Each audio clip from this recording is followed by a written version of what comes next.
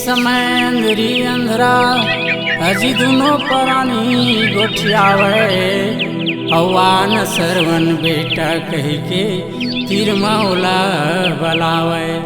हथ का बात सुन के सरवन कांवर के करीम तैयारी अब एक पलना ददल बैठा रे एक पलना महतारी। श्यावर रामचंद्र की जय।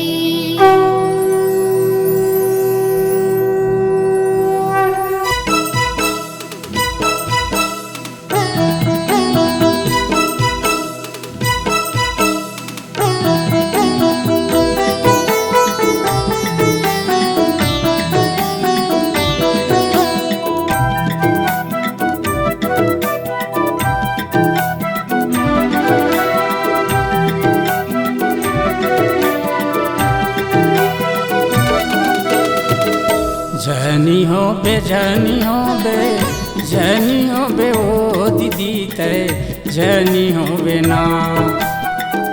झनी हो बे झनी हो बे झनी हो बे ओ दीदी तय झनी हो बे ना।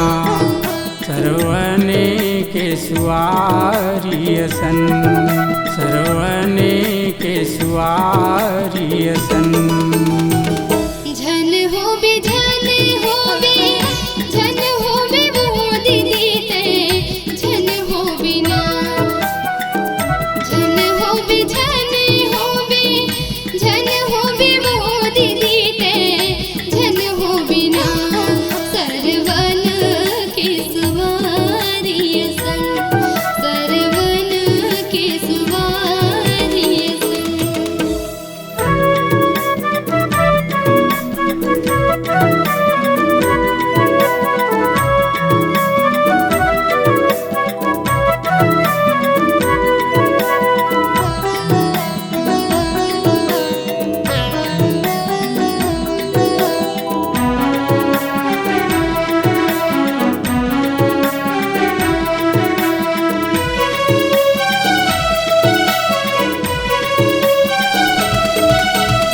एक हंडी कर दूठन खोल एक मारा दे खटा महेरी एक माँ खीर सुमारी। एक मारा दे खटा महेरी एक माँ खीर सुमारी। एक हंडी कर दूठन खोल एक मारा दे खटा महेरी एक माँ खीर सुहारी। ते झन हो बिहू सरवन के सुवारी सन सरवन के सुवारी सन।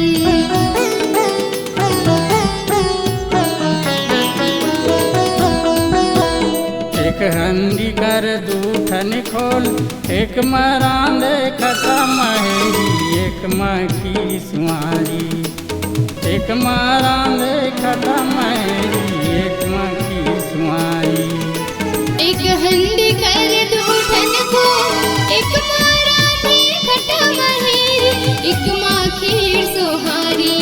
ते झन हो बिहू सरवन के सुवारी सन सरवन के सुवारी सन।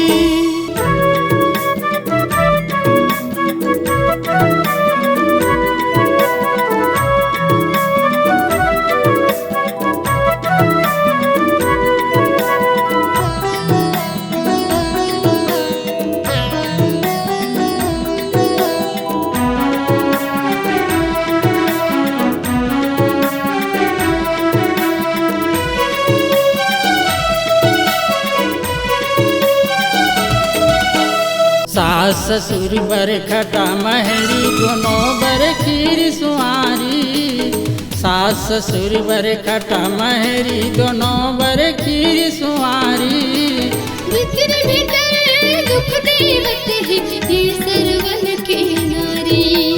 भीतर भीतर दुख देवत है ये सरवन के नारी।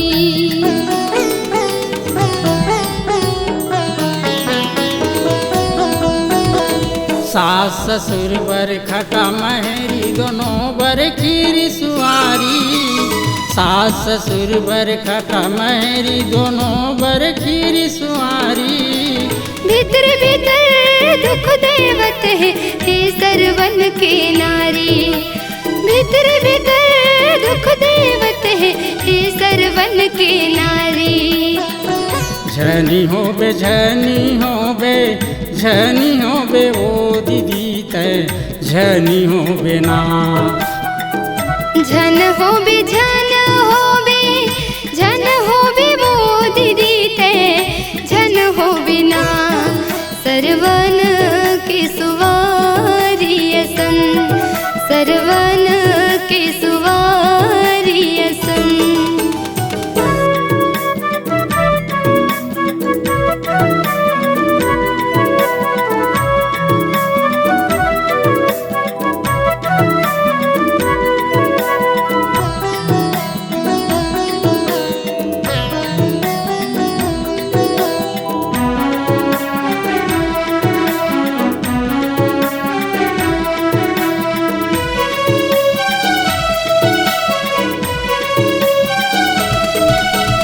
पिता के नाम तोरे शांतवान है दाई के ज्ञानवती। पिता के नाम तोरे शांतवान है दाई के ज्ञानवती। नारी के नाम है विद्यावती सास ससुर के करीन गति।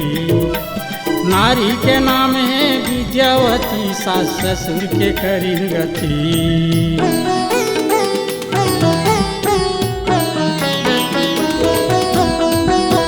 पिता के नाम तोर शांतवान है दाई के ज्ञानवती। पिता के नाम तोर शांतवान है दाई के ज्ञानवती।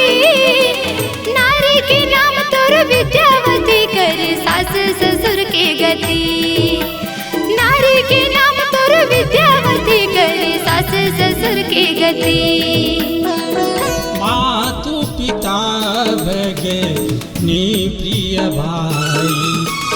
रामा भजो जय जय रामा रामा। प्रिय परिवार सुखत समुदाय। रामा भजो सिया रामा रामा। झनी हो बे झनी हो बे झनी हो बे ओ दीदी तय झनी हो बे ना। झनी हो बे झनी हो बे झनी हो बे ओ दीदी तय झनी हो बे ना। सरवनी के सुआरी असन। सरवनी के सुआरी असन। झन हो बे झन हो बे झन हो बे वो दीदी ते झन हो बिना। झन हो बे झन हो बे झन हो बे वो दीदी ते झन हो बिना सरवन के सुवारी असन। सरवन के सुवारी असन। सरवन के सुवारी असन। सरवन के सुवारी असन। सरवन के सुवारी असन। श्यावर रामचंद्र की जय। नीलांबुज श्यामल कोमलांगं सीता समारोपित्वामभागं पाणौ महासायक चारु चापं नमामि रामं रघुवंशनाथं। गिरायर्थ जल बीचसं कह्यत भिन्नन भिन्न बंदा सीताराम पद जिनहि परम प्रिय खिन्न। मात पिता भगनी प्रिय भाई अप्रिय परिवार सुहृदय समुदायी। मानस प्रेमी सज्जनों, भगवान श्री रामचंद्र जी जब वनवास जाए के समय सीता जी ला समझाई से कि हे सीता जी सुन कहे माता है पिता है बहन है भाई है ये सब प्यारा है सहयोग देने वाला है मित्र है सब ये प्रकार के कि सास ससुर गुरु सजन सहाई असुत सुंदर सुशील सुखदाई। और काहे कि ये सास है, ससुर है, गुरु है, बंधु है, बांधव है, ये सुंदर सहायता करने वाला, आनंद सुख देने वाला, सुंदर सुशील और सुख देने वाला पुत्र के समान है। आज देखे जाए जैसे श्रवण कुमार है ये संसार में सुंदर पुत्र बन के दिखाए है, और ओकर पत्नी ला देखा, ओकर भाव ला देखा, ये जिन अपन मन बर खीर सोहारी बनावा थे, और सास ससुर बर खटा महेरी ला बनावा थे। वह ऐसे संसार में कोई स्त्री के जिन भाव है ऐसे नहीं होना चाहिए कि ऐसे किस्म के संसार के स्त्री मतलब नहीं होना चाहिए।